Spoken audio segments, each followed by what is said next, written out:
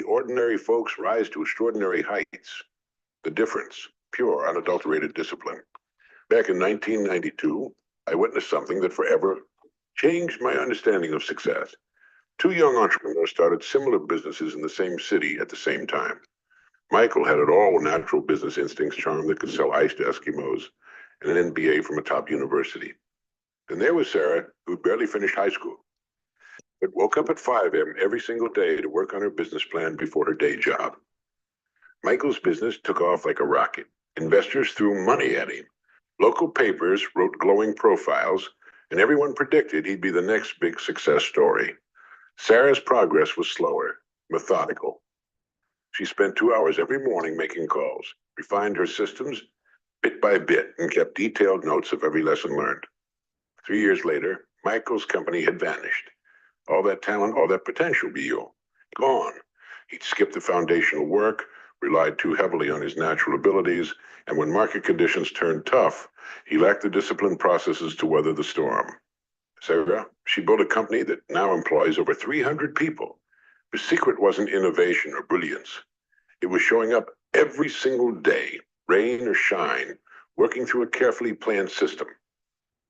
She built success brick by brick, day by day, while Michael tried to construct his dream penthouse without a foundation. This pattern isn't unique to business. I've seen it in sports, education, the arts, every field imaginable. Time and again, the naturally gifted fall behind those who show up, stick to their systems, and do the work consistently. It's like watching a race between a sports car and a locomotive. The sports car might be flashier and faster in short bursts, but the locomotive keeps moving forward steadily, unstoppably, through any weather, any terrain. For 4 decades, I've studied success patterns across every industry imaginable. The evidence is clear and unchanging. Discipline beats talent every time. Not sometimes, not usually, every single time. When both are present, discipline multiplies talent. But faced with a choice between the two, discipline wins hands down. What you're about to hear isn't theory or wishful thinking. These are battle-tested principles, drawn from thousands of real-world examples, proven strategies that have transformed ordinary people into extraordinary achievers. The next few minutes could revolutionize your understanding of what's truly possible when you harness the power of discipline. Our society worships talent like it's some kind of magical key to success. Turn on your television, open a magazine, scroll through social media. Everywhere you look, we're bombarded with stories of prodigies and natural-born geniuses. It's a comforting myth, isn't it? The idea that some people are just born special, destined for greatness. But let me tell you something that might shock you. Talent is the great deceiver of our time. I remember sitting in a recording studio in 1994, watching a young musician I'll call David. This kid could pick up any instrument and play it beautifully within hours. Perfect pitch, natural rhythm, the kind of raw talent that makes other musicians stop and stare. Everyone said he was going to be the next big thing. But today, he's selling insurance in Milwaukee. Nothing wrong with selling insurance, mind you, but it wasn't the destiny everyone predicted for him. What happened? David relied on his talent. He skipped practices, showed up late to recording sessions, neglected to study music theory, and ignored the business side of the industry. Meanwhile, another musician in that same studio, a woman who could barely carry a tune when she started, worked tirelessly for years. She took voice lessons, practiced scales for hours, studied the industry, and built relationships. Today, she's written songs for some of the biggest names in country music. This is what the talent worshippers don't tell you. Mozart practiced for 3,500 hours by age 6. Leonardo da Vinci filled 7,000 notebook pages with practice drawings. These so-called prodigies were actually masters of discipline who started young. Let's look at the cold, hard research. Good morning, good morning, good morning. Hey, I need everybody to do me a favor and go share this link out in our group chats. Go ahead and share this link out in your respective group chats. We have an amazing episode today, full of just love. You know what I'm saying? Like this is the type of stuff that I love, man. So just invite your friends, invite your family, let people know that we are live, direct, and in full effect. And today, we are definitely definitely focused right now, focused on a bigger vision, a bigger mission than just the money, just the finances. That's the beginning of everything. But being they call it the good go, they call it the good go getter, right? I call it the good go giver. Right. So I want you guys to invite your friends, invite your family to this episode. I know that YouTube is also, people are locked in and tuned in on YouTube. So I thank you so much. Make sure you guys smash the thumbs up and subscribe to our channel, and also invite your friends. Send them the link to the YouTube channel and tell them to hop on, because if you guys are invested into cryptocurrency, I want to bring a different perspective today to how we can give back as a community to help over 300 families up in the state of New York, but also there's going to be a lot of other big initiatives around the country as well that I'm really excited to talk about today. So guys, I need all hands on deck. Let's go ahead and promote this call. I'm about to do the same thing, and we're going to get started in the next 5 minutes. I appreciate y'all. Let's go. In the past 20 years have consistently shown that practice, deliberate, focused, systematic practice, accounts for up to 80 of the difference between elite performers and average ones. Talent might determine where you start, but discipline determines where you finish. Remember the story of the tortoise and the hare? We've been telling our children the story for generations, yet somehow we've missed its profound truth. Society celebrates the hares, those naturally gifted individuals who bound ahead effortlessly. But life keeps proving again and again that it's the tortoises who ultimately succeed, those who move forward consistently, methodically, relentlessly. I've interviewed Olympic athletes who weren't even the best on their high school teams, self-made millionaires who failed basic math, best-selling authors who got D's in English. What these people share isn't talent. It's an almost religious devotion to showing up every day and doing the work. In the 1990s, British researchers conducted a fascinating study of musicians at various skill levels. They found something remarkable. The primary difference between world-class performers and good performers wasn't natural ability. It was the number of hours spent. Let's get it. We're going to get started in the next few minutes. Appreciate everybody. YouTube is definitely growing. Appreciate y'all on YouTube for sharing this link out. Let's get it. Let's go. Spent in deliberate practice. The elite performers had put in an average of 10,000 hours by age 20. Their less talented peers, about 4,000 hours. But here's the real kicker. When they tracked naturally gifted musicians who practiced sporadically, they found that these individuals consistently fell behind their less talented peers who practiced systematically. Talent without discipline isn't just insufficient. It's often a curse. It creates false confidence, breeds complacency, and leads to eventual failure. Think about the gifted kids from your school days. How many lived up to their potential? Studies show that children labeled as naturally talented often underperform in the long run. They become afraid to try hard things, worried about losing their gifted status. Meanwhile, the average kids who develop strong work habits often surge ahead by college or early career. The talent myth does more than just mislead. It paralyzes, makes people sit waiting for their big break instead of building success day by day. It encourages them to seek shortcuts instead of mastering fundamentals. Worst of all, it gives them a ready-made excuse for failure. I guess I wasn't talented enough. What a tragic waste. Because here's the liberating truth. Discipline is available to everyone. You don't have to be born with it. You don't have to wait for inspiration to strike. You don't need anyone's permission to build it. Discipline is a choice you can make right now, and again tomorrow, and every day after that. Standing in front of a massive oak tree, you'd never guess it started it as a tiny acorn. But day after day, that small seed followed its genetic programming without fail. It didn't try to grow faster on sunny days or slow down during storms. Good morning. Good morning. Good morning. Good morning. Discipline Let's go ahead and push this call out, man. We're getting started in 1 minute. Good morning. Good morning. Unwavering action that compounds over time. Most people get discipline all wrong. They think it's about Herculean effort. Let's go ahead and get into this, man. Welcome to Coffee and Crypto. Appreciate you all. While I got everybody, rolling in and coming in here, I want to go ahead and get started because time is definitely of the essence. And right now, the team, man, they did everything they could to make sure they were here on this Thursday call. Everybody's traveling right now. going to prospective places, getting ready for this big New York event that's about to happen, man.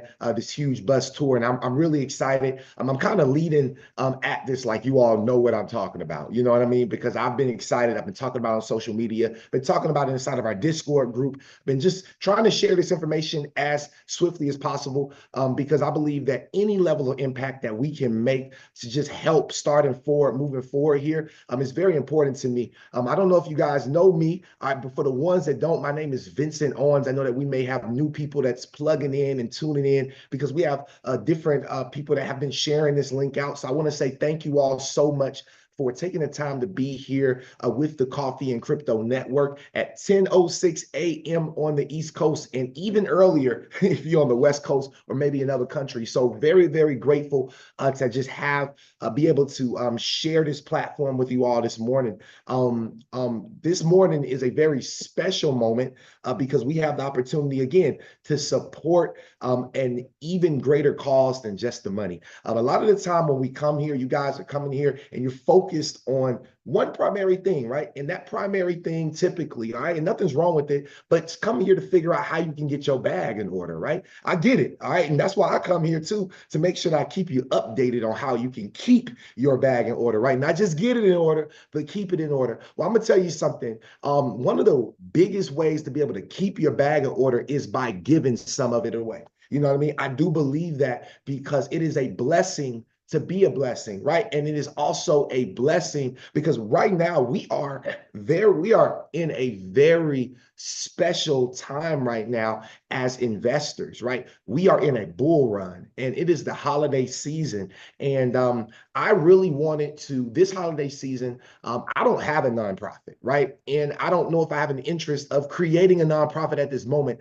but you want to know something? You don't need to create anything. You don't need to rebuild the wheels. What you need to do is be a part of pumping that tire up, right? You want to be a part of pumping up a wheel that's already in motion, guys. And I have a wheel that I'm going to, if it's all of my wheel, we are attaching ourselves to this amazing opportunity with the Book Bank Foundation. Now, they were founded, and I'm going to allow for actually the president and one of the co-founders to actually come up here and talk to you all today about what it is that they do here at the Book Bank Foundation, Mr. David Branch. Unfortunately, the CEO is flying. He's on a huge trip right now, I believe out to Africa to help with another initiative that they're doing out there. So unfortunately, with that long flight, he was not going to be able to make it today. However, we will do something in the future with Dr. Glenn Toby. But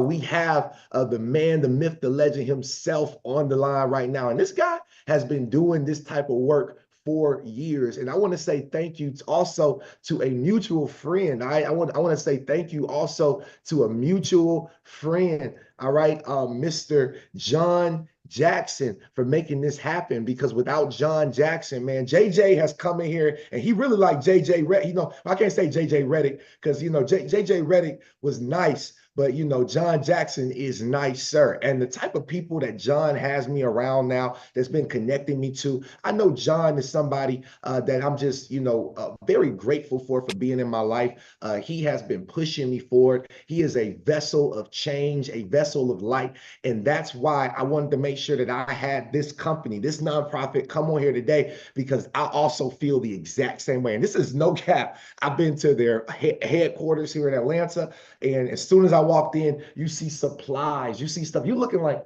what are y'all doing up in here, man? Are y'all like, I didn't know if they was doing Amazon stuff, what they had going on up in there, right? So without further ado, I want to bring up, like I said, man, a man who has a heart of gold, Mr. David Branch, to lead us here to talk about this amazing initiative at the Book Bank Foundation and also the other things that they are doing all around the country. So, Mr. Branch, are you there, sir? Good morning. Good morning. How you doing, brother? Man, I'm feeling amazing, bro. Honestly, feeling really great. I've been anticipating this call just to be able to support what you all are doing at any level that I can. And as our channel's growing, you know, I hope that we can also help with your vision and your missions as well. Absolutely. I appreciate it. It's greatly appreciated. Yes, sir. Number one, before we even talk about the Book Bank Foundation, I wanted you to share a little bit about yourself. And I think it's important because that was something that you did when we originally met. And I really did appreciate that because a lot of the time, men and women that are in your position, they typically lead with the business, right? They typically lead with this is what we do, but you really led with this is who I am. And this is why I am here. And I felt like that was important because, all organizations, all organizations either rise or fall on leadership. And when I really saw the level of leadership that you all had at such a pivotal point right now in the company's career, 27 years, I believe, right? Yes, So sir. can you talk a little bit about you, your background, and then what led you here to the Book Bank Foundation? Absolutely. Well, first I want to thank you and your community for inviting us on. We appreciate you stopping by and seeing the vision of us serving the lost, the lonely, and the forgotten. My name is David Branch. I'm the acting CEO of the Book Bank Foundation, and we touch about 300,000 a year. But me personally, I'm the son of a Sunday school teacher. I'm the son of a preacher. I grew up running around homeless shelters and doing outreach and ministry pretty much most of my life. I moved to Atlanta thinking I was going to be doing music and entertainment. And as it turned, the man upstairs got a sense of humor. And after I got laid off from Turner Broadcast, I was challenged by one of my mentors. He said, "You talk a lot about community, but I don't see you doing anything." And I was like, "Well, what do you want me to do?" He said, "Well, you need to get out in the community and put your money where your mouth is." And I said, "Okay, what does that look like?" And he said, "Volunteer." So I said, "Volunteer where?" And he said, "I'll give you an address and I'll give you a place to go. And I just need you to show up." And then I said, "Okay, how long?" He said, "Until I tell you to stop." So that turned into 2 years of volunteering in the Bluff, if you're familiar, on the west side of Atlanta. Absolutely. One of the toughest communities in the Southeast, largest heroin trap at the time, largest rates of crime, violent crime and drug addiction and abuse. And that's where I really was able to find myself again and recenter back to what my purpose was, which is outreach ministry, helping people with basic needs, food, clothes, shelter. And it was a 2-year journey. And after that, I ended up working at Morehouse School of Medicine as an outreach coordinator. Wow. And, that was 8 years working on a couple different federal initiatives, really learning the ins and outs of how outreach is done technically on a high level, on a federal level, on a state level, on a city level, collaborating with multiple organizations locally and nationally. So that went well. Really got a chance to get my feet wet and use a lot of the tools that my parents actually gave me, right? Working in the community and that my grandma planted in me as a child doing ministry out in the community. So Wow. that's kind of the foundation. And I met Dr. Glenn about 7 or 8 years ago. It was actually the day of my grandmother's funeral, and it snowed in Atlanta. The plane gets turned around 3 times and ends up getting grounded. And I meet this person who's just talking life into me, right? And telling me, God's with me, the ancestors are with me. My life just changed today. And that built a friendship. We ended up building out a friendship, and that friendship turned into a brotherhood, which turned into ministry and service. And I was invited to lead the Book Bank Foundation about 4 years ago.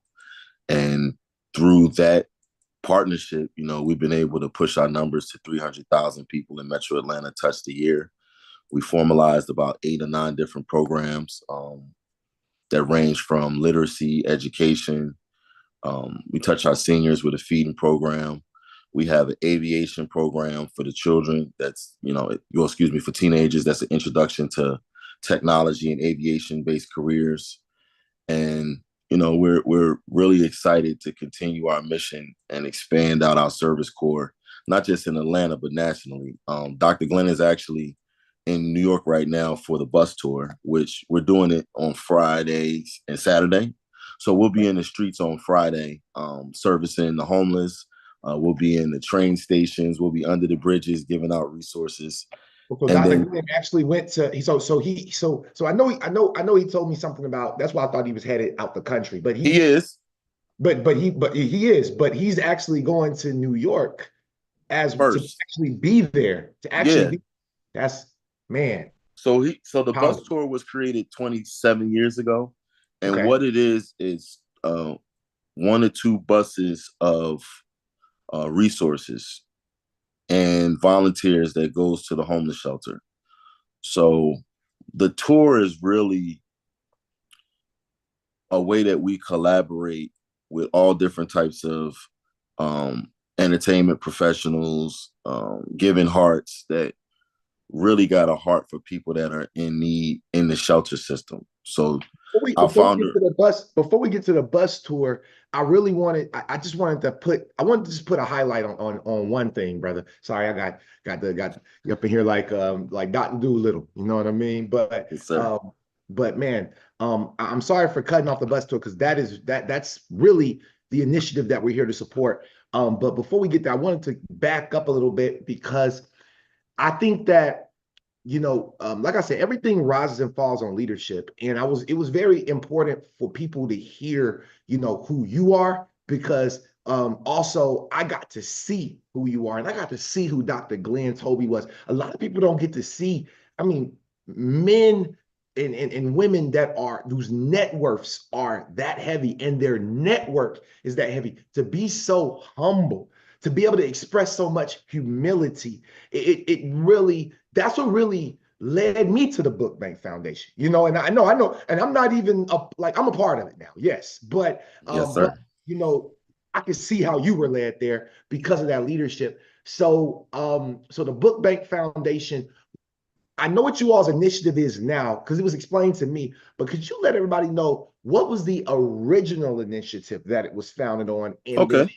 how did you all get to where you are now, which is doing books, providing resources to families? Because that wasn't the original, because Amazon was just books back Mm-hmm. in the day, and now they do everything. So that's why I wanted everybody to see kind of how you all have elevated over the years. Absolutely. So the mission hasn't changed, it's just evolved and we've added on to it. It was originally founded with education and literacy being a pathway out of poverty and homelessness. And we do it through our various programs that provide books and educational support and technology to everyone from, small children to adult literacy, right? We realized during COVID that there was a strong need for resources and support services, right? The shelters were very limited on access. So that means kids was limited on access for education. And the libraries, if you remember, and schools were shut down. So there was no way to get in and do our reading program. The most vulnerable groups during COVID was our senior citizens, right? Yes, sir. So what we did was we took the focus off of just literacy and we added the basic needs services, Maslow's hierarchy of needs, food, clothes, shelter, right? Navigating people up to self-actualization and homeostasis. And we do it through providing the resources that people need so that they can be whole. Because it's hard to teach somebody how to read or navigate people through educational channels when they're hungry or they're displaced or they're in trauma. Yes, sir. So that's kind of the origin, education, literacy, keeping folks out of poverty and homelessness, because we believe education is the first step, right, to lead people out of poverty. And then now we provide everything from, you've seen it at the warehouse. We got clothes, we got Pampers, we got baby formula, we got toys. We distribute about 25 to 30,000 pairs of socks a year. And our mission is really just making sure that the lost, the lonely, the forgotten, and anybody in need gets a helping hand, right, and gets support. And y'all have everything, but we need more. We need Facts. more. We need Facts. more. And that's where you all will be able to not just today. And that's something truthfully that I was telling you, Mr. Branch, was that it's not a today thing. This is an ongoing thing. Like we need to find a way to support nonprofits like this, because, you need vehicles behind you. And I believe that crypto is an amazing vehicle, because there's a lot of people out here that we are touching lives, that we're helping to make a lot of income, a lot of money through investments, and being able to give a portion of that back is something that people of the highest level, from the Carnegies to the Rockefellers to the Vanderbilts, to all the way down to your last name, we should be able to help. And that's our vision and our mission today. So we got a bus tour that's starting tomorrow, or the Well, 14th, Saturday, the it 14th. starts on Saturday, but Okay. tomorrow is really a guerrilla service day. Okay. It's a non-traditional. We're out in the streets. We're touching folks that are the most displaced. It's not so much families, but it's anybody that's out in the streets that's homeless. It's people that are in need, that might be sleeping under the bridge, that might be sleeping in the subway, that might be sleeping on the streets. Those are the people that we touch on Friday. Yes, and then Saturday, the bus tour, we actually are going to 2 to 3 different shelters that have families with children. So we're bringing toys, we're bringing holiday gifts, coats, blankets, toiletries, you name it. And then words of encouragement. Sometimes you never know. There's some celebrities that end up on the bus that might want to bring a word, they might want to bring a song. That's So amazing. that's what the bus tour has been for 27 years, is visiting these shelters with families that are the most vulnerable. And we're highlighting the bus tour, but the bus tour is actually a part of what we call a season of giving, which starts in October and spans all the way to January. So quarter number 4 and this winter season is the highest rates of depression, suicide, right? We want to make sure that no one feels left alone during the holiday season. So we do as many random pop-ups and collaborations through the holiday season to make sure that we're supporting not just the Shelter from the Streets initiative, but families in need, and kind of raising the frequency with our communities during the season. That's amazing. And it's amazing y'all start in October and go all the way through January. Yes, sir. Who, well, I won't say who's doing that. The book bank club is the book bank foundation. The book bank foundation is doing that.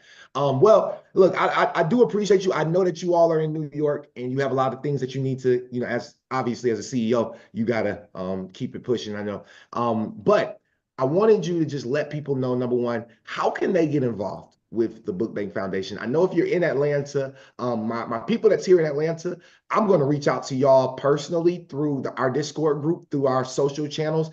And I would love for all of us to come together and find a way to support when they start doing their pop-ups here in Atlanta. How can we come together as a community and support you, Mr. Branch, but also people globally?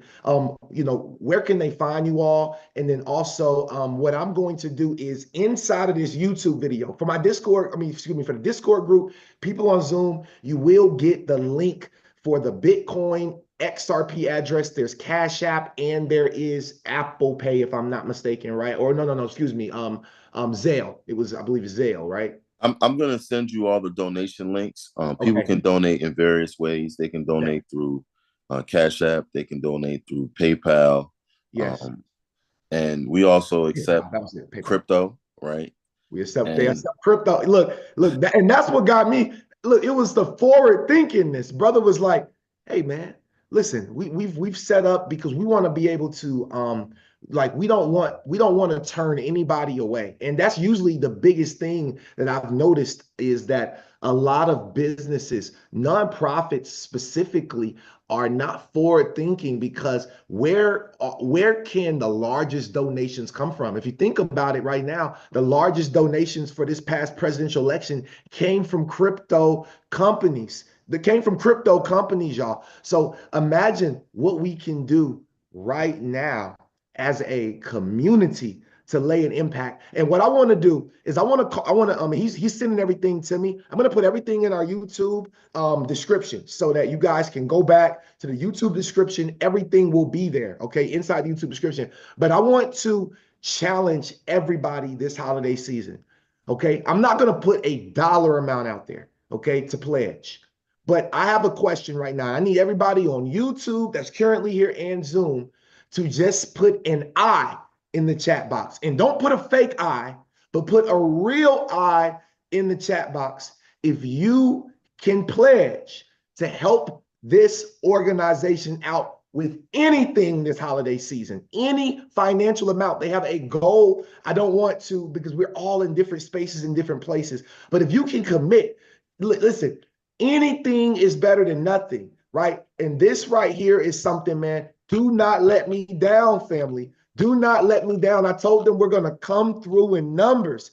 And I just want to make sure that we do that. Okay, I want to make sure that we do that. And if there's any memos as you're sending your donations over, once you have all this information, please put Coffee and Crypto Network inside the memo so that they know that this was love directly from Coffee and Crypto. Listen, this is not an endorsement. I'm not paid for this. I want to just let you all know this was literally from my heart and me saying, man, I want to, I want to push it out to the community that I have. I don't care if it's 5 people, 500 people, or 5,000 people. I want to make sure that we can lay, because anything helps, anything counts in this holiday season. So if you can pledge to just help this community, help these people, help the people around the world, help these families, these kids, their parents. I know that some of you all are parents. I know some of you all, have your own kids and it's the holiday season, but you got to think about how fortunate your kids are versus how less fortunate these other kids are. And I'm making the pledge myself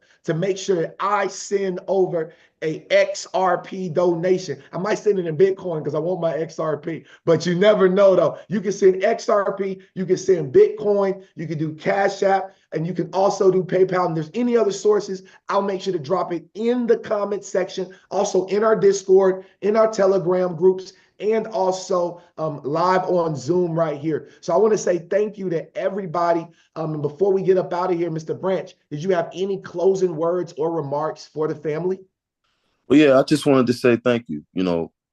Every time someone's inspired to collaborate and see the vision, it's the gas that keeps me going personally. So I wanted to say to you personally, thank you for seeing the vision, for stopping by, for seeing our heart for service.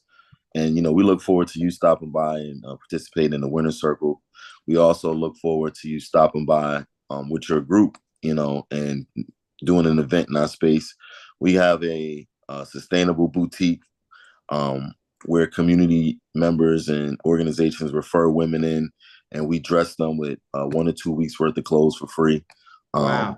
We also are partnered with Columbia Residential, where we feed their seniors every week. So Wow. Our initiatives really, really touch the most vulnerable populations and demographics in the city of Atlanta, right, in Metro Atlanta. And we're really excited to continue working. And we're really excited and grateful that you guys were willing to help. So any little bit helps. Give with your heart. Don't have any limits. All the proceeds go towards making sure that we can continue doing the work and we can continue supporting individuals and families that are most in need. So thank you so much.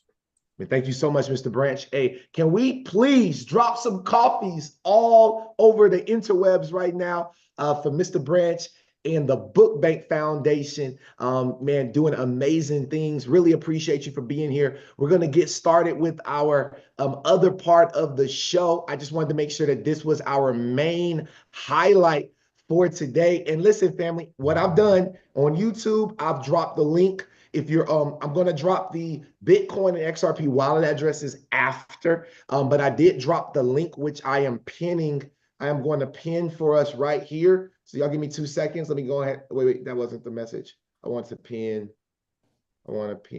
this message here. There we go.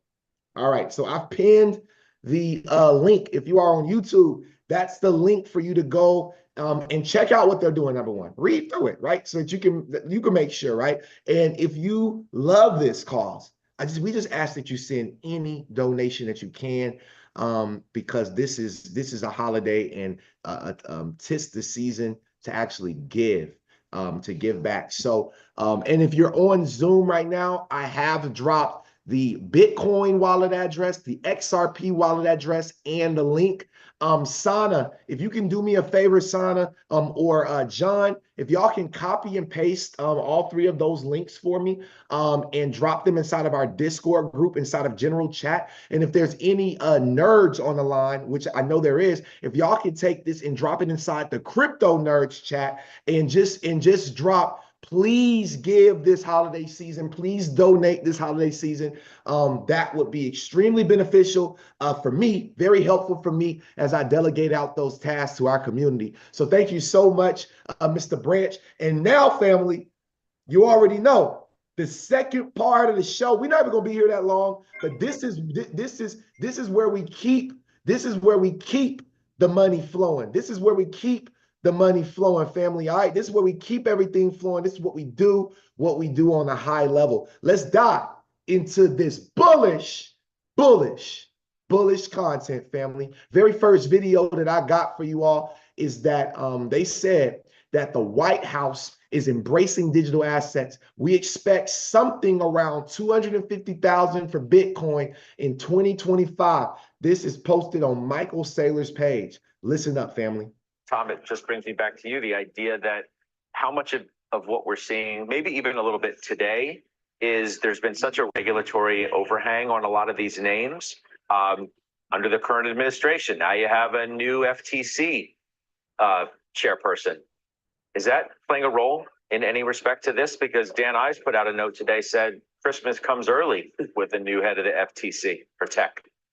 It's probably the best way to sort of measure this is what Bitcoin's doing, because Bitcoin faced enormous regulatory burdens over the last few years.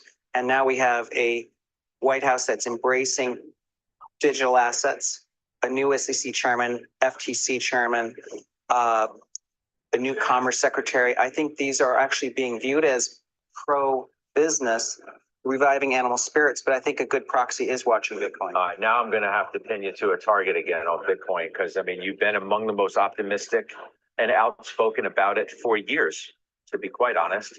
So here we are, above 100,000. What's a legit target for 2025 for Bitcoin?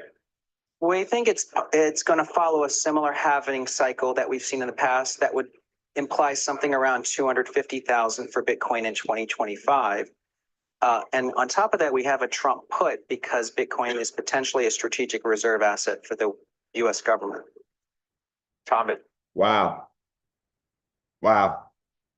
Welcome to Coffee and Crypto. This is our 239th episode. If you are live on YouTube, direct and in full effect, please smash that thumbs up button. Let me go ahead and give myself a thumbs up real quick.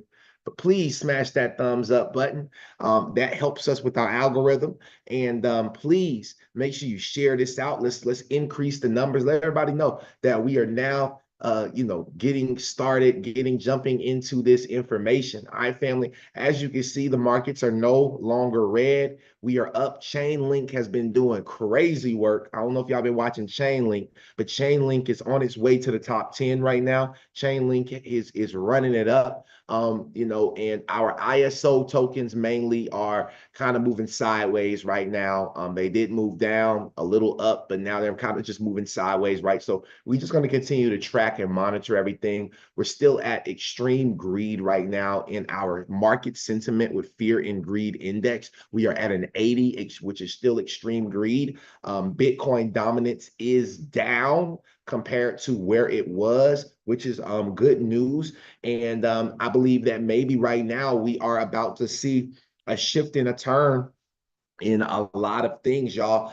Today's episode is very bullish, extremely bullish, and you're going to want to pay attention to every single part of this that you possibly can. All right, so first things first, I want to talk about what is coming that could impact the price of XRP. I know a lot of people are really like, man, let me go ahead and pull up. Let me go ahead and pull up XRP on the charts right now. Okay, let's go ahead and pull up XRP directly on the charts right now so you guys can actually see XRP.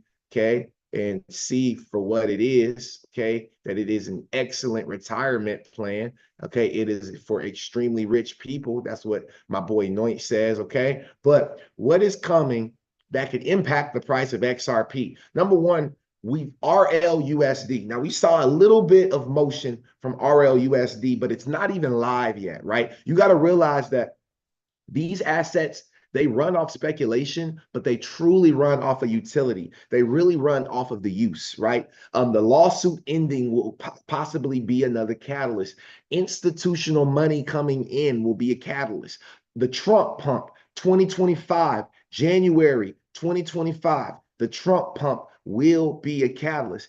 ETFs and ETPs. We haven't even had true, there's only applications out there. There's no approvals of XRP ETFs or ETPs yet, right? So we still have to wait for that to happen. Listen, y'all, XRP being accepted on X, Amazon, and other retail stores like that, online retail stores, is going to change the game. Okay, we already know that Amazon and Ripple are partners. We already know that, right? And then X marks the spot. If X, the platform, doesn't use XRP as a settlement, I don't know what they're doing, right? You also have the Ripple IPO. Okay, we also have Basel III, which is the end game for banks. We also have tokenization of one quadrillion in derivatives. 1 quadrillion in derivatives. All right.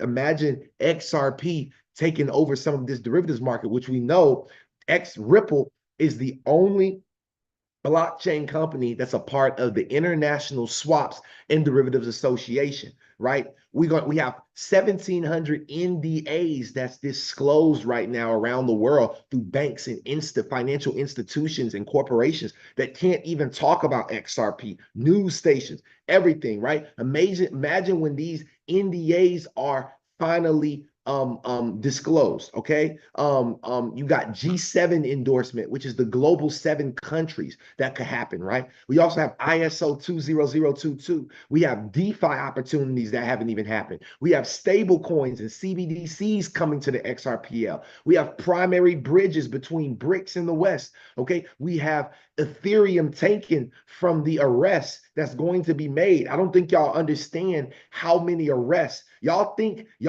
Epstein and Diddy is something? Y'all think Sam Bankman-Fried was something? Man, wait till they start locking up these people from the ETH gate. Okay, ETH gate is a real thing, and wait until ETH gate is exposed by Donald Trump. Donald Trump ain't playing no games. He's going to expose ETH gate. Okay, and then guess what? We got the Bitcoin tanking. People do not understand, what is Bitcoin pegged to, y'all? What is Bitcoin pegged to? Come on, y'all. I need my nerds. I need my nerds. What is Bitcoin pegged to? Let me go over here to my chat real quick and see. Man, yes, something. Yes, something. It's pegged to USDT. USDT, Tether. These are all Chinese-based companies. President Trump already told y'all we're making America great again, and we're making it the #1 capital for crypto, right? It's pegged to USDT. So if Tether goes down, because now we have a big boy, listen, she don't want a puppy, she want a big dog. You feel me? She want a big dog. Yes. Y'all know where I'm going with this. So guess what? Somebody said, what's ETHgate? Look it up. Ask ChatGPT what ETHgate is. All right. But let me show y'all some stuff real quick. Okay.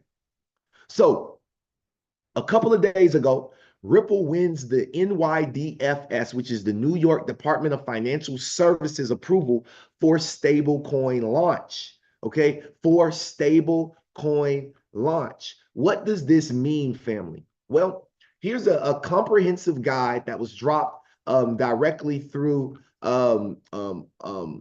directly through the source right here on KuCoin. But I believe it was actually dropped through Uphold, if I'm not mistaken. But anyway, this was a great example or breakdown of what Ripple's stablecoin truly is. So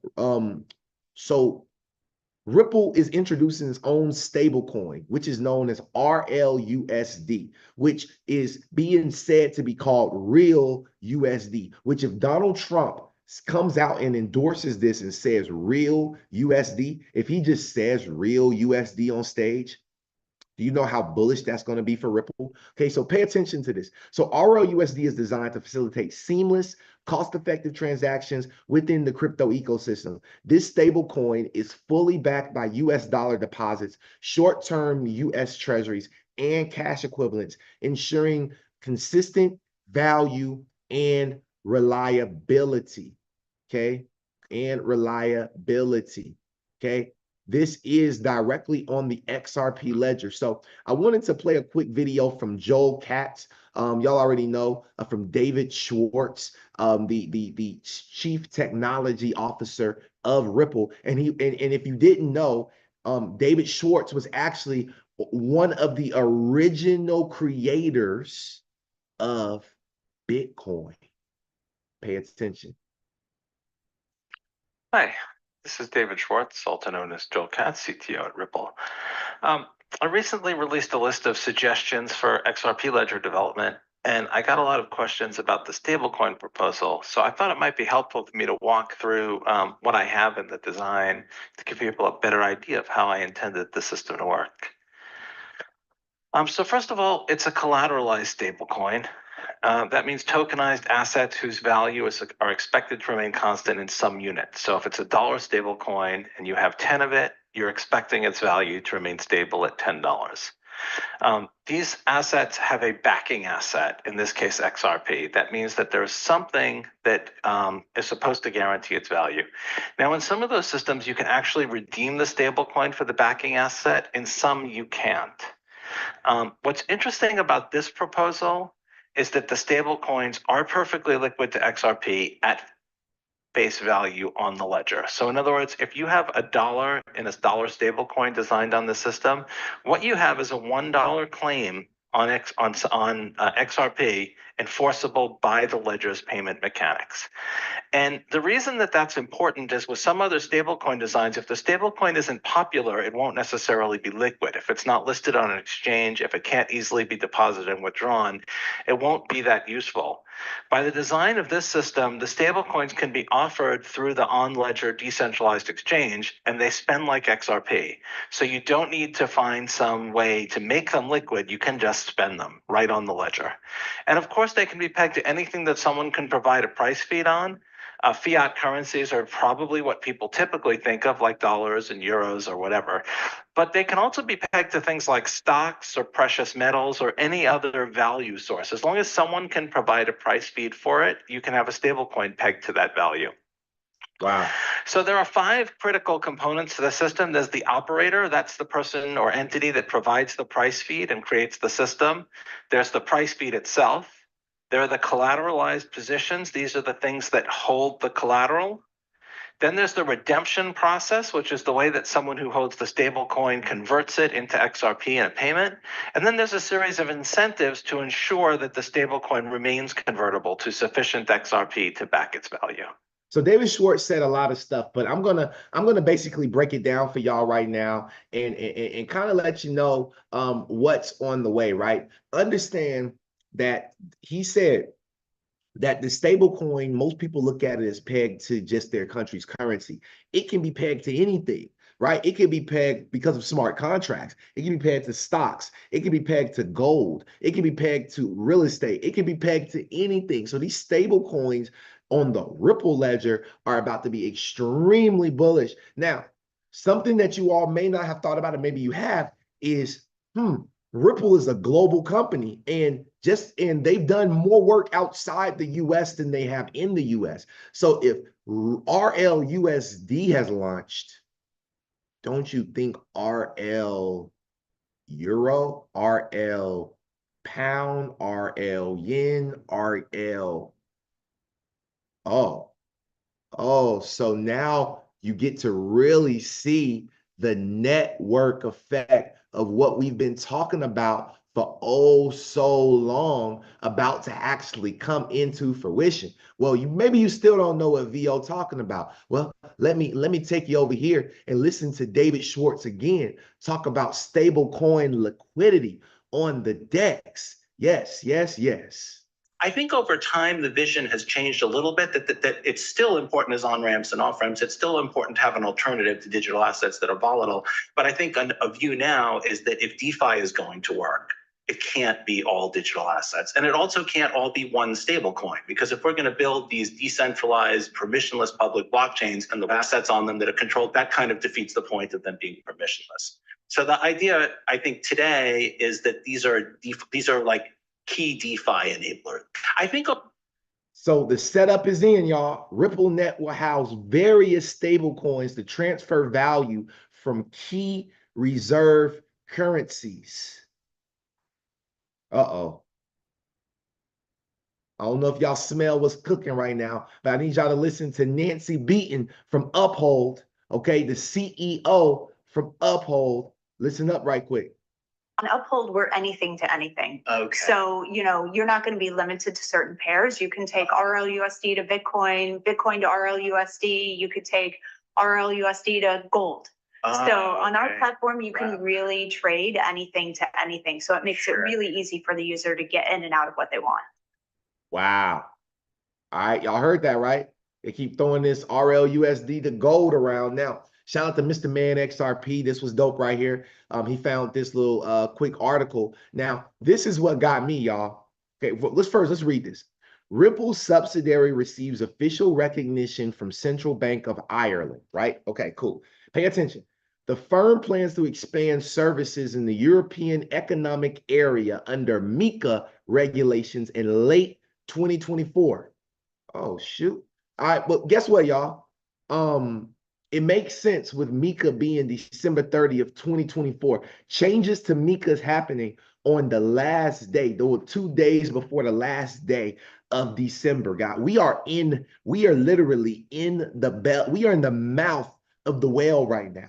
If this was Jonah, we are in the mouth of the whale. In a minute, we're going to be in the belly of the beast. Additionally, it is seeking registration as a crypto asset firm with the UK's FCA. Why are they trying to get regulatory clarity with the UK's FCA and the MiCA Council with the European Parliament and every central bank that they possibly can? Then you turn around and look at this right here, y'all. The Digital Pound Foundation is out of control. Look what they posted in regards to Brad Garlinghouse and tagged the homie. Said RLGBP has a nice ring to it. Stop playing. Stop playing, y'all. RLGBP has a nice ring to it. You want to know what's so crazy? Watch this right here. Let's go type in RL. I'm going to type in RLEUR.com. What is RLEUR? That's Ripple. That's real euro. That's the stable coin for euro. Watch this right here, y'all.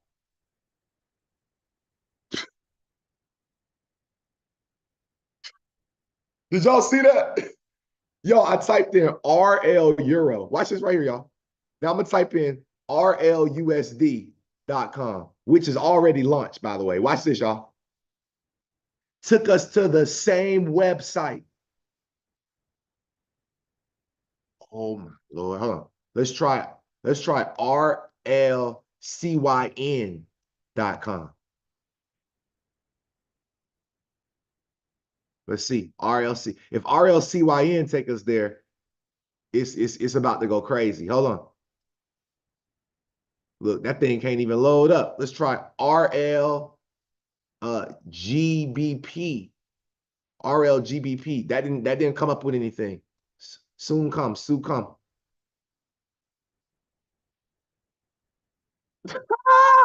Hold on. Y'all got me messed up. Oh, you got to buy. Oh, it's 49,000. Somebody already owned that. Look, somebody already owned RLGBP.com. Oh, wow. All right. Anyway, y'all. Well, I thought it said it was available just now. I was finna buy it. I ain't gonna lie. I was finna buy that live on the call. If that was available, it was over with. Like it was over with, y'all. So, but when you type in, y'all saw what I typed in. I just wanted to show y'all real quick that this is crazy. When you type in rleuro.com and rlusd.com, it goes directly to the Ripple page, right? So Vincent Van Code said this: RLUSD is just the beginning. Ripple will be tokenizing fiat in multiple currencies: RLJPY, RLCAD, RL Euro. Remember, y'all, buy the rumor, buy the rumors, sell the news. He said the Forex industry, which does $7 trillion a day, is on death row now. Say hello to ForexRPL. That's crazy. ForexRPL is crazy work, y'all. Let's keep moving forward. Let's keep moving forward, y'all. So I got a document. Y'all know how I do. Y'all know how I do, y'all. I got a document for y'all. I need some coffee real quick. I need some coffee real quick. Light me up. I need some coffee real quick. I need some coffee real quick. Light me up.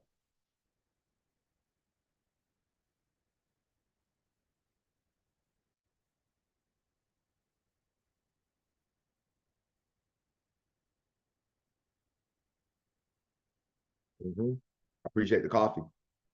Thank y'all. Because I got a document that's about to blow your mind. And this is directly from the Office of the Comptroller of the Currency.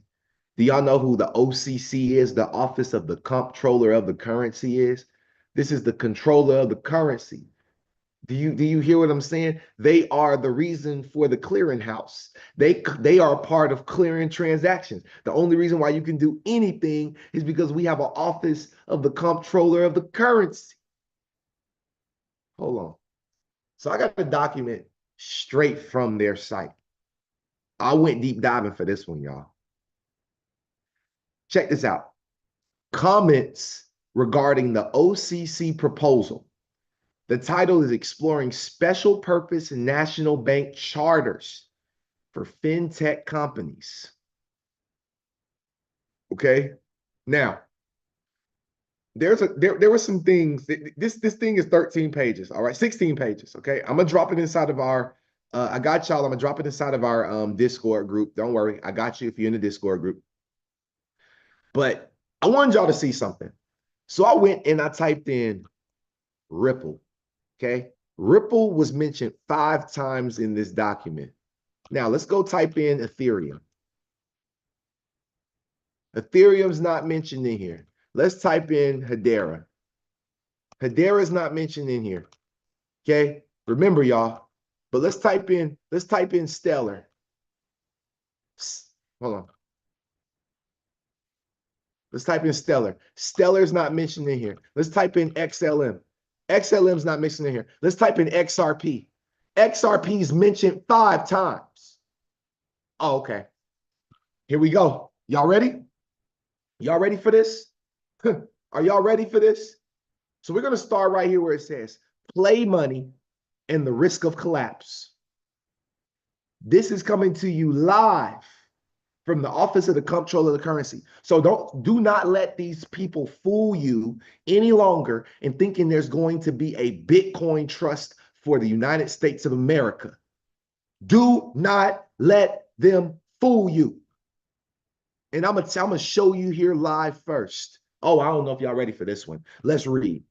Advocates of unbanked cryptocurrencies refer to national currencies as fiat currencies, a somewhat pejorative term to highlight their discretionary nature, playing to the popular oversimplification that depicts government-issued money as conjured out of thin air. Pay attention. Bitcoin, which was the first digital cash to attract widespread attention, is cast as non-discretionary due to the protocol by which new money supply is created on a fixed schedule by means of mining activity. Okay, pay attention, y'all. This is characterized as a safeguard to prevent inflation, right? Implying that inflation means expansion of a money supply in excess of whatever would be the proper rate of expansion, right? Now, keep paying attention, y'all. Okay. The underlying premise is that scarcity of a medium combined with significant cost to produce additional quantities of that medium, which they're talking about mining, constitutes an adequate basis of value. The lack of centralized control, particularly the lack of responsible issuer, if any issuer at all, is regarded as a feature, the basis of Bitcoin's claimed ability to withstand possible government attacks intended to suppress it. Pay attention, y'all. The metric that attacks the most, the metric that attracts the most attention and which is widely viewed as validation of Bitcoin's monetary logic is its exchange rate relative to other currencies. This exchange rate is entirely a function of demand for Bitcoin, a significant component of which stems from speculative trading by participants seeking capital gains. Pay attention, y'all. I got you. The appeal of Bitcoin as a speculative trading vehicle is enhanced by the lack of any general mechanism for detection of unreported gains, such as central counterparty obliged to file IRS Form 1099. It is likely that the trading experience of the vast bulk of speculators does not predate the aberrant conditions that have prevailed for the past decade, during which the term buying the dip has been the key to profitable trading for every class of tradable security. Here we go, y'all. In contrast, XRP, the native currency of Ripple, is effectively a fiat currency.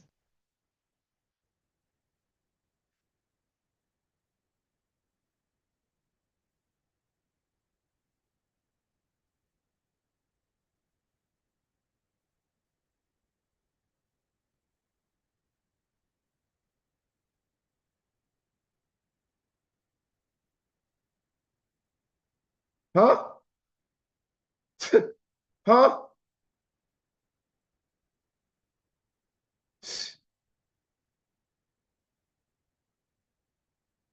Hold on. I don't know. I really don't even know if you heard it. In contrast, this is from the Office of the Comptroller of the Currency, y'all. VO just did a lap. I did. XRP, the native currency of Ripple, is effectively a fiat currency. At its inception, Ripple Labs created 100 billion units of XRP, 20 billion of which retained by the creators, who were also the founders of Ripple. The creators gave the remaining 80% of the total to Ripple Labs, with the XRP intended to fund operations. The monetary policy of Ripple Labs has been stated as: we will engage in distribution strategies that we expect will result in a stable or strengthening XRP exchange rate against other currencies. In other words, only the forbearance of the people sitting on this vast pool of play money prevents release that would kill the golden goose. Hear it again. In other words, only the forbiddance of the people sitting on this vast pool of play money prevents release that would kill the golden goose. Unlike government issued fiat money, no entity has the ability or responsibility to buy an XRP in sufficient quantity to quell a full-on panic situation. The best that can be done is to slow or halt further release of additional money.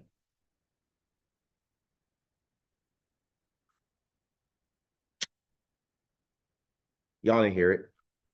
Y'all didn't hear it.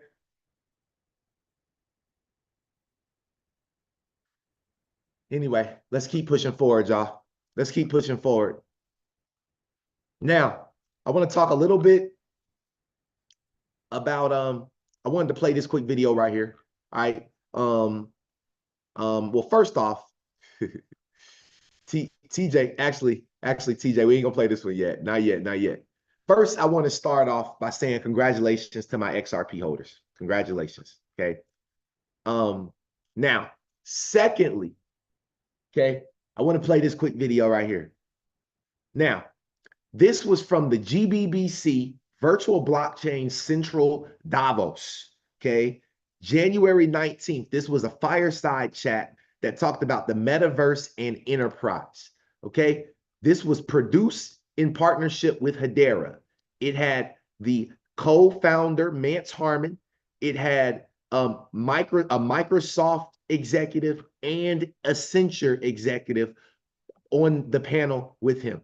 I want to play a quick clip as to what they was talking about on the panel. Yeah, I think just to add on to that, because I think I heard a question I wanted to answer in your question there. If you look at, and Matt sort of went there, is like it's a collaborative open economy, right? And so if you think about the following use case, it sort of drives you towards, well, it has to be open or it doesn't make sense, right? So I talked about bringing digital assets to my experience today, right? And I'm in a Zoom chat or a Teams chat. How do I do that? And so here's an example of why I think like Web3 is important and the concept of digital ownership is important and not locked into a walled garden, is if Nike sells you a digital backpack in a store, and they tell you that you can't leave that store with your digital backpack, and then you want to go into the next store, and in order to take your digital backpack with you into the next store, you have to buy a new one. Well, that is the world of Web2 social media, right? And where Web3 metaverse could wind up, that doesn't make any sense, right? I mean, that's not digital ownership, that's renting on a premise, right? And so this concept of digital ownership absolutely has to start at the foundational layer of this understanding that I own my identity, I can acquire and own digital assets that I bring with me, and then I bring with me into any type of experience that I actually walk into. Can I just piggyback on that? I think yeah, of course. Point. If you look at what happened in Web 1, we started out actually pre-Web 1, we started with walled gardens in the network. So you'll remember Prodigy and CompuServe and Microsoft was working on their own walled garden. And there's, of course, a famous story about Bill Gates agonizing over whether to continue with this or to turn the ship 180 degrees and abandon that and go with open standards for the World Wide Web. And of course he did. He made that change, and it ushered in the World Wide Web. That same thing didn't happen in Web 2, right? What happened were the tech giants, the social giants that we're all familiar with, grew up with their own walled gardens around social, and their problems associated with that, because they depend on advertising models. And if they're advertising models, then that means they need to understand everything they can about you as the potential target for the advertising. And it's led to all kinds of privacy problems and the problems that we're all very familiar with. Web3 offers the opportunity to resolve that. It's a collection of technologies, including VR and AR and traditional UI, that makes it possible to create different business models that don't depend on the monetization of your information, and that you control that information. It's yours. And if you want to monetize it, you can. But if you don't, then nobody else has the technical opportunity to do so, right? So it's a change in the way in which the internet works. It's a re-democratization of the internet that is long overdue. And that's part of what makes this whole space so exciting, is that there's an opportunity to make it better for society in ways that need to happen. That is 3 high-level executives, 2 of them at Fortune 100 companies, right? That's Microsoft. Microsoft, they up there with Google and Apple or market cap size. This is the largest tech company in the world, sitting on a panel with the startup company. I don't think we've been told everything, y'all. I don't know if we've been told everything, y'all. So check this out. This is how I'm feeling right here, y'all. Ready? Ready? You feel me? Because check this out, y'all. Hedera made this post on December 11th, yesterday. They said, Hedera is post-quantum secure.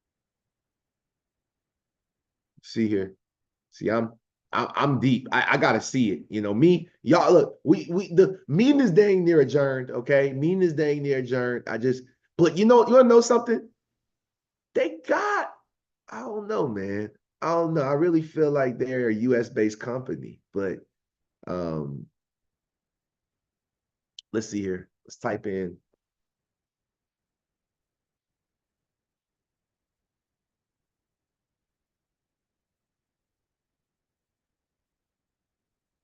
Wow, look at this, y'all. Nacha, this is on Nacha. We found it August 8th. Nacha welcomes Stronghold as a preferred partner. Look at this, y'all. Today, Nacha announced Stronghold as a preferred partner for ACH experience in ISO 20022.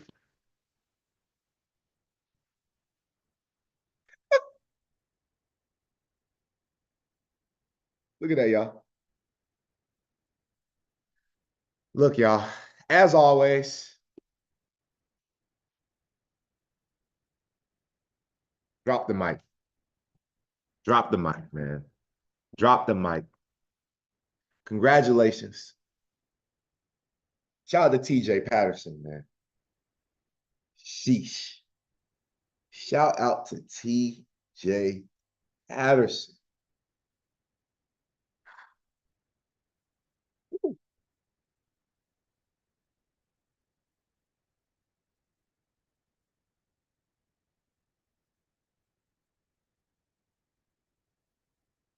Anybody got something to say, man? Raise your hands, please. I need somebody else to say something because I'm lost. I'm like Gorilla Zoe right now, lost on the road. Stronghold at a penny now, y'all. A penny and a half right now, y'all. A penny and a half right now. Go ahead, Zachary. Sheesh. Oh, Yo. hey man. Thank you. Thank you, bro. I've been sharing your content out a lot, and for everybody that I did share to and you tapped in on YouTube, I appreciate y'all pulling up. I do want to tell y'all a story. While we are getting all this great information for free, I don't do my homework because you do it for me, and I do want to say thank you. But the importance behind this is my account on Coinbase was frozen for a couple days, and I just want everybody to know it's better to get a cold wallet because I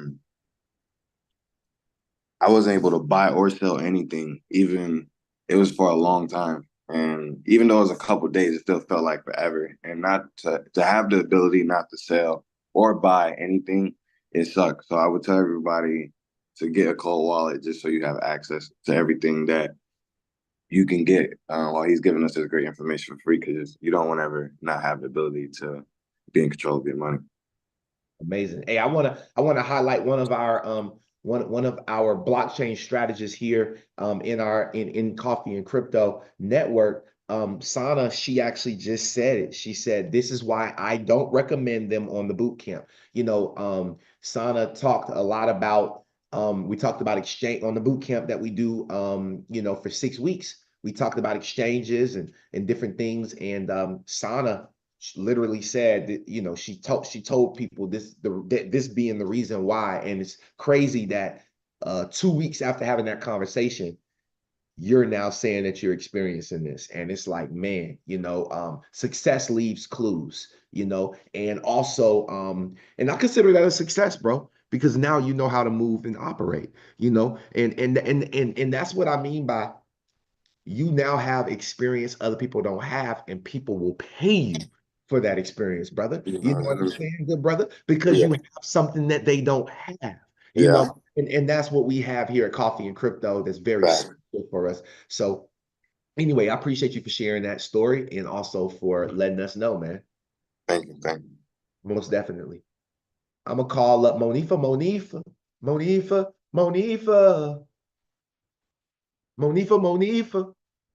Where you at, Monifa?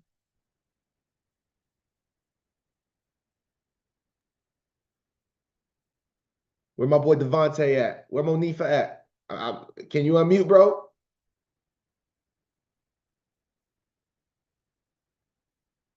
Settings should have been changed already, man. So you gotta change them settings, man. All right, I'm gonna call up Craw Billy real quick. Go ahead, Craw Billy. Take it away. Hey, brother. Hey, brother. Back in the 242s this morning with the little XRPs. Yes, Man, I'm sir. gonna tell you, I got some stranglehold on the lobster thing, but I've been trying to buy. I did a trust line in Descent, and I just can't figure out. I just can't figure it out. I have tried for weeks. Weeks I've tried to, every other day or so I click on it, how to fund Stranglehold in my decent wallet. I can't figure it out. And I've tried to reach out to some folks, like I'm trying to reach out, like, hello, can somebody help me figure out how to get the money?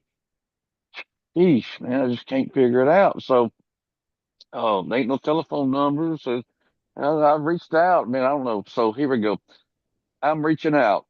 Can somebody help me figure out how to buy a Stranglehold? Now, I will give you a tip. I'll give you something for something. If you go to Coinbase with a VPN Well, look, Billy. and Hey, Billy, we don't want to go that deep on the call. You know what I yeah, yeah, mean? yeah. So Well, this no, I'm just saying. I'm just trying to give. I'm trying to give. these are If strategy. These is infinite wealth strategies. We're not giving these away for free. People got to pay for this stuff. You know what I mean? Like we're not giving it away to the internet for free. So, Billy, you might want to get on Billy Talk tonight. The private call. Get up with the fellas yeah, over. Or Sana also said she will send you some instructions and directions. Okay. well, that'd be good. All right. I was, yeah. Well, okay. Well, if No, anybody you're good. You wants can to still know, talk. like, We're not giving away. okay, We're not giving all right, away the wealth because the people got to pay you for this, Billy. They got to pay yeah, us for. yeah, yeah, We work too yeah. hard for this. I understand what you're saying. Well, somebody in our group here, if they have trouble with Coinbase, I can help with that in exchange for some help from me because I know why Coinbase. I've learned some things like you taught us, right? But I get you. Um, um, the banks are now getting their transfers quicker. Like if you buy something on PayPal, you don't have to wait 3 days for it to come through the bank. That's suckers there that day. I've just seen some growth things happen in the last couple of months that have changed in our industry. Of course, they ain't gonna tell you nothing. They just gonna take your money. But it's and I was it wasn't that you just showed something about the banking industry being how many trillion how many It was $1 billion it a was year, 180 billion or whatever, 180 billion. 300, Yeah. yeah, from just ripping us off from using our money. Uh, It's so crazy, man. How and they still gonna get their fees. They ain't gonna tell us nothing until they figure out how to get their fees with the crypto. You know, just gonna be the last to know if you don't know. Um, and you're right. I've had people reach out to me today about crypto. It's so crazy. Nobody ever said shit when I'm talking about it, and then when the news says, "Hey, Bitcoin went up," everybody gravitates toward me in the grocery store and says, "Oh, or in church, oh, how's that thing going?" I'm thinking, well, last week was pretty spectacular. Can I help you get $100 worth of wallet and get started and hop on a few calls and learn some stuff about it? I don't know, man. I don't think I'm gonna mess with it right now. I'm gonna wait till it goes to $1 million, and then I'm gonna buy a fraction of it and give $40 to my kids when I die, instead of just give them $40,000 when you die from putting $100. It's just so crazy, Vince. Why do people do this shit? And now I've been real distant in my life about things too, because I didn't understand it. But like Zachary said, he said the four-letter word that everybody loves to hear. Nobody complains about that four-letter word. It's the only four-letter word besides love that people like to hear. and they ignore it. It's free. He said it was free. Up on the call. He said he didn't have to do his research because you did it for him. Hey, all he does is pay every day attention. He's paying attention. That's what we're doing. We're paying attention. You're paying attention to us. We're paying attention to you. It's crazy. And all I have to do is show up to grow up. It's just nuts. But I guess that's me. I'm ranting and raving and watching just Man, daily. thank you, Billy. Hmm. Appreciate your energy. Thank you so much. And Billy said all types of gems. You know what I'm saying? If you just listen, it's free. You know what I mean? I got something to say. Y'all would have already knew how to get the stronghold if you had the stronghold master class. Come on, man. I told y'all, man. Like, you know what I'm saying? You could have been had it, you know? If you just had that stronghold master class. But you know what I'm saying? Y'all be not trying to get the master class. Look, man. Hey, straight up. You could have been set up. You should be set up then. If you took the master class, everything was laid out on the master class. Everything's there. Everything's there. The smart contract's there. TJ Patterson gave you the smart contract. He gave you the contract for the lobster wallet. TJ Patterson, am I lying? Am I lying? He gave you on the Stronghold Masterclass. He gave you, it ain't, listen, we not doing decent. We not doing no other wallets. We told y'all the wallet. We doing lobster.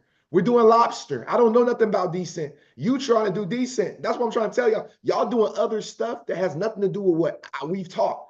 Lobster. We taught lobster wallet. That's what we taught. I don't know nothing about. I don't look, then I can't help you with both. I can only help you with one because that's the one we focused on. You know what I'm saying? And that's what I'm trying to tell y'all is, look, it's so much stuff to learn. We can't help with everything, but we gave y'all a resource. The resource is Lobster Wallet. You know what I'm saying? No lies told. You know what I'm saying? Where are your recordings? I don't know, Lavana. You got to keep up with your recordings. Everything's inside of the Gumroad. Everything's in the Gumroad. Everything. That's why I use Gumroad. I use Gumroad because it's a system to save myself stress, time, energy, and money. Save yourself stress, time, energy, and money. The system is Gumroad. You go to the Gumroad, you go to the library, everything's in there. I've told y'all this 1,000 times. Like, I'm sorry, y'all, but I've told everybody this 1,000 times. Gumroad, library, open up your stuff. If you did not pay for it, it's not going to be in your Gumroad library. If you sent me a Cash App, it's not going to be in your Gumroad library. That's why I told y'all stop paying me through Cash App. Pay through the website. Put your card in the website so that you can get it. Straight up, like everything's in the Gumroad. I cannot help. I can only help so much, family. Then now we are. This is family talk right here. Like YouTube. Like this is Discord talk now. Like we've been doing this too long, y'all. So moving forward, I will not be accepting Cash Apps for anything. Please do not ask me. Okay. This is why. Because now I got to go back and retrack and redo things when I'm busy, y'all. I'm extremely busy right now. I don't have time to go back and help people find their old stuff. I don't have the time for that. So from now on, moving forward, everything's going to be systemized through the Gumroad or through our next website coming up. That way, y'all don't have no issues. You can find all your recordings and you're not trying to blame VO for whatever's going on with you, because you not having your stuff is not my fault. Because if you followed the system, everything's there. The people that followed the system, they're saying it right there. Gumroad got it because they followed the system. So therefore, no more. You cannot Cash App me. You cannot Apple Pay me no more. Nothing. Everything's ran through the Gumroad. I love y'all, and I just had to let y'all know that, okay? That's what it is. So any other business that we do together, y'all, that's it, okay? Hey, I am calm, Lavana, but you've asked me 1,000 times, LA, okay? And you can call me, but straight up, this is directly to you, okay? It is blame, because you're coming on here and you're dropping stuff, not privately, but publicly. So it is, you are blaming me. So don't drop something, Lavana, and say, where are my recordings? And inside of the thing is cool. You can ask a quick question. I'm giving a quick answer. Okay. Love y'all. but this is not the way that this business moving forward has to be handled in this way. And that's what we're doing from now on. I love y'all. Have an amazing day, and I'll see y'all at the beaches and the banks.